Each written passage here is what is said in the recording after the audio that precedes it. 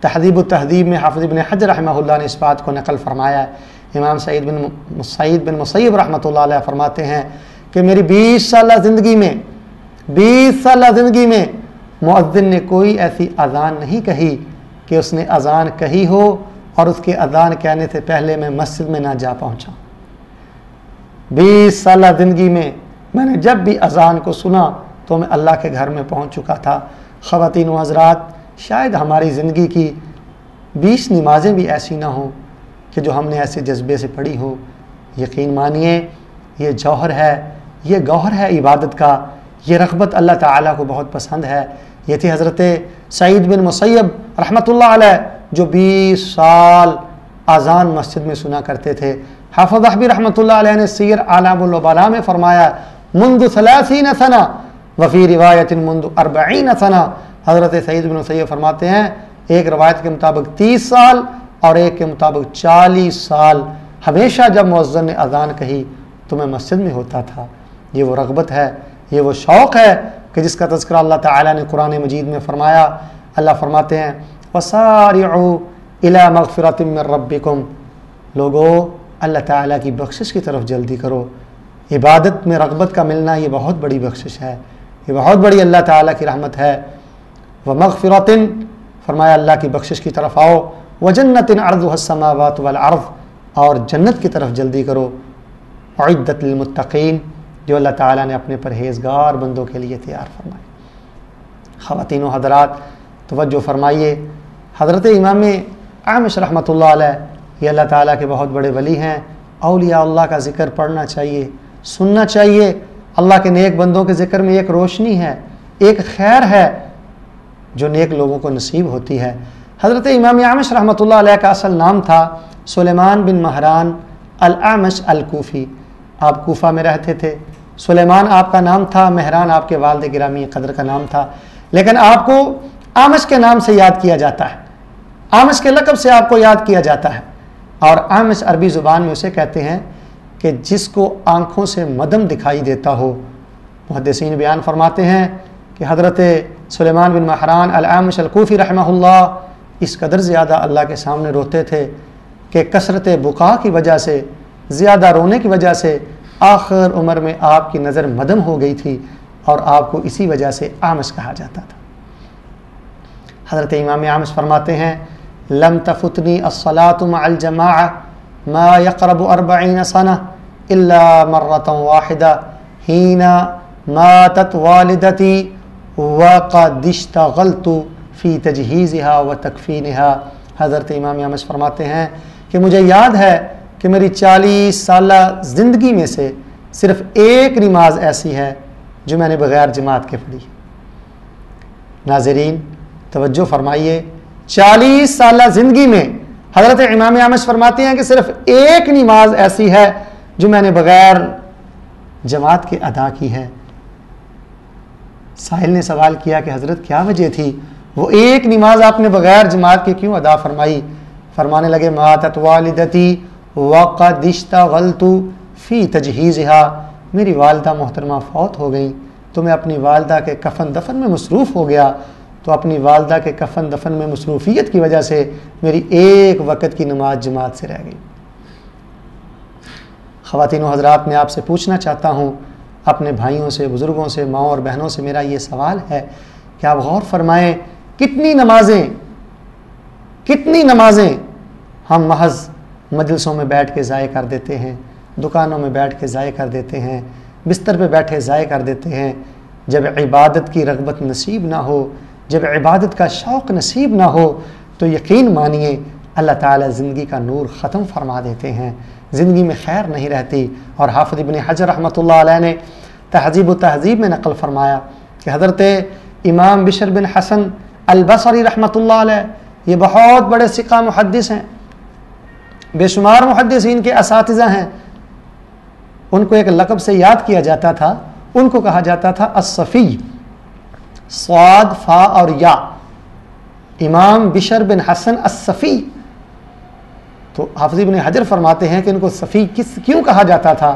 بیان فرماتے ہیں اس قدر عبادت میں رغبت تھی، اس قدر شائق اللہ، منیب اللہ اور اللہ کی طرف رجوع کرنے والے تھے کہ انہوں نے 50 سالہ نماز صف اول میں بصرہ کی جامع مسجد میں ادا فرمائی. صف اول میں نماز پڑھنے کی وجہ سے آپ کو صفی کے لقب سے یاد کیا جاتا تھا. 50 سال صف اول میں نماز پڑھتے رہے. خواتین و حضرات، یہ مسجد نبوی ہے. رسول اللہ صلی اللہ علیہ وسلم کے صحابہ اقامت سے قبل مسجد میں پہنچ جاتے. جھگڑا ہوتا، بحث مباحثہ ہوتا کس بات پہ کہ صف اول میں کون کھڑا ہوگا. تو رسول اللہ صلی اللہ علیہ وسلم نے یہ تجویز بیان فرمائی، کیا میرے صحابہ آپ اس میں قرعہ ڈال لیا کرو، قرعے میں جس کا نام نکل آئے وہ پہلی صف میں کھڑا ہو جائے. جب اہل اسلام کی عبادتوں میں یہ رغبت تھی، جب ان کی پوجا میں یہ شوق تھا، تو پھر کرامتوں کا ظہور تھا، اللہ کی رحمتوں کا نزول تھا، اللہ کے ملائکہ کی معیت تھی، ہر طرف خیر تھی. جب سے یہ رغبت اٹھ چکی ہے، ہماری زندگی کا نور ختم ہو چکا ہے. اللہ سبحانہ و تعالیٰ کی رحمت اور اللہ سبحانہ و تعالیٰ کی برکتیں ہم سے روٹ چکی ہیں. تو آئیے اللہ تعالیٰ قرآن مجید میں فرماتے ہیں، اللہ تعالیٰ نے فرمایا امت محمدیہ علی صاحبہ الصلاۃ والتسلیم، اس میں 3 طرح کے لوگ ہیں. فرمایا فمنہم ظالم لنفسی، کچھ لوگ تو ایسے ہیں جو اپنے اوپر ظلم کرتے ہیں، ان کی عبادت میں رغبت نہیں ہوتی، ان کو عبادت کا شوق نہیں ہوتا. فرمایا ومنہم مقتصد، کچھ جو ہوتے ہیں وہ معتدل ہوتے ہیں، میانہ روی کرنے والے ہوتے ہیں. اور ساتھ ارشاد فرمایا ومنہم سابق بالخیرات باذن اللہ، اور کئی خوش نصیب ایسے ہوتے ہیں جو خیرات کے کاموں میں سبقت لے جانے والے ہوتے ہیں اللہ کے حکم کے ساتھ، جو بھلائی کے کاموں میں، عبادت کے کاموں میں بڑی رغبت رکھنے والے ہوتے ہیں. فرمایا ذالک هو الفضل الکبیر، لوگوں یاد رکھنا بھلائی کے کاموں میں رغبت اور سبقت کا ہونا یہ بہت بڑا فضل ہے. فرمایا یہ فضل کبیر ہے.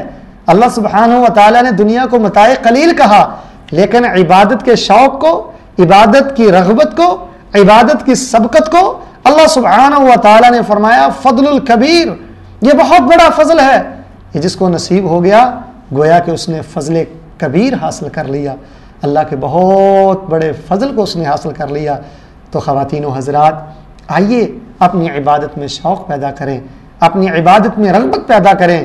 اور مجھے یاد آیا حضرت امام محمد بن منقدر رحمۃ اللہ علیہ، بہت بڑے امام تھے. ان کو عابد اہل مدینہ کہا جاتا ہے کہ مدینے کے سب سے بڑے عبادت گزار. ان کے بارے میں آتا ہے کہ آپ رحمۃ اللہ علیہ گھر میں والدہ تھیں اور گھر میں ان کی ہمشیرہ تھیں. رات کا نظام الاوقات انہوں نے بڑا عجیب بنا رکھا تھا کہ رات کے پہلے حصہ کو ہمشیرہ بیدار ہوتی، وہ رات کے پہلے حصہ میں عبادت کرتی، تلاوت کرتی، قیام کرتی، اور جب رات کا دوسرا حصہ شروع ہوتا تو وہ ہمشیرہ اپنی والدہ کو بیدار کرتی. وہ رات کا دوسرا حصہ اللہ تعالیٰ کی عبادت میں مصروف رہتی، جی بھر کے اللہ تعالیٰ کی عبادت کرتی، شوق کے ساتھ اور رغبت کے ساتھ اپنے اللہ کی پوجا کرتی.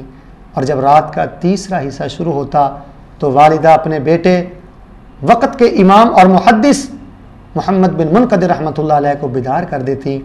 وہ فجر کی اذانوں تک تلاوت کرتے، قیام کرتے، تہجد پڑھتے، اور پوری رات میں سے ایک گھڑی بھی ایسی نہیں ہوا کرتی تھی جس گھڑی گھر میں اللہ تعالیٰ کے ذکر کو بلند نہ کیا گیا.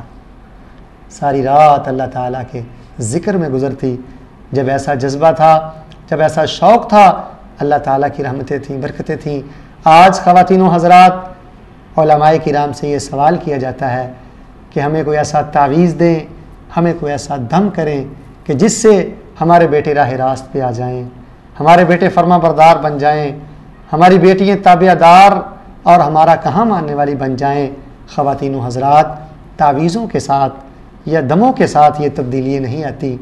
اس تبدیلی کے لیے اور اپنی اولاد کے مستقبل کو روشن کرنے کے لیے گھر میں کردار پیش کرنا پڑتا ہے، گھر میں کردار پیش کرنا پڑتا ہے. اپنی راتوں کا جائزہ لیں، اپنے دن کا جائزہ لیں، دیکھیں کہ دنیا کی طرف رغبت کتنی ہے، اللہ کی طرف رغبت کتنی ہے، بے حیائی کی طرف رغبت کتنی ہے، حیا کی طرف رغبت کتنی ہے.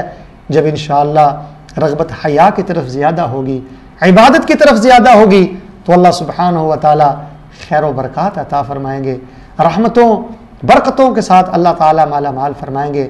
تو خواتین و حضرات، اللہ سبحانہ و تعالیٰ نے قرآن مجید میں یہی ارشاد فرمایا وَسَارِعُوا إِلَىٰ مَغْفِرَةٍ مِّن رَبِّكُمْ، اے لوگو اللہ تعالیٰ کی بخشش کی طرف جلدی کرو، اللہ تعالیٰ کی بخشش کی طرف جلدی کرو۔ تو بخشش یہ ہے کہ اپنی عبادت میں شوق پیدا کیا جائے، اپنی عبادت میں رغبت پیدا کی جائے، اپنی عبادت میں جذبہ پیدا کیا جائے۔ اور مجھے یاد آیا کویت سے ایک کتاب شائع ہوئی ہے اللہ تعالیٰ کے تقرب کا حصول، اس میں ایک بڑا خوبصورت واقعہ تحریر کیا گیا کہ بیٹے اپنے والد کو کہنے لگے کہ والد گرامی قدر، یہ مکان ہمیں کافی نہیں ہے، چھوٹا ہو چکا ہے، اگر آپ اجازت دیں تو ہم کسی مناسب جگہ پہ بڑا گھر خرید لیتے ہیں، لیکن یہ آپ کی اجازت کے ساتھ ہوگا۔ جب بیٹوں نے باپ کو اتنی بات کہی تو باپ راغب اللہ تھا، باپ شائق اللہ تھا، باپ منیب اللہ تھا، اللہ کی طرف رجوع کرنے والا تھا۔ تو باپ جواب میں کہنے لگا بیٹو میری ایک ہی شرط اور خواہش ہے، جہاں جی چاہتا ہے گھر خرید لو، لیکن میری شرط یہ ہے کہ آپ نے ہر نماز سے قبل، ہر اذان سے قبل مجھ کو مسجد میں پہنچانا ہے۔ اگر تمہیں یہ میری شرط قبول ہے تو پھر میں آپ کو اجازت دیتا ہوں۔ خواتین و حضرات، بیٹوں نے اس شرط کو قبول کر لیا، بیٹوں نے والد کی اس خواہش کو پورا کر دیا، اپنے والد گرامی قدر کو لے کر آتے رہے، سلسلہ جاری رہا، بالآخر وہ بوڑھے ہو گئے۔ بڑھاپے کی وجہ سے انہوں نے گھر میں ہی جماعت کا سلسلہ جاری کر دیا، اپنے بیٹوں کے ساتھ اذان ہوتی، اقامت ہوتی اور جماعت کروائی جاتی۔ ایک روز اسی طرح بزرگوں نے غسل کیا، اذان کہی، نوافل پڑھے، اور جب اقامت کے لیے کھڑے ہوئے اور یہاں پہنچے قد قامت الصلاۃ، قد قامت الصلاۃ، تو ان کی روح پرواز کر گئی۔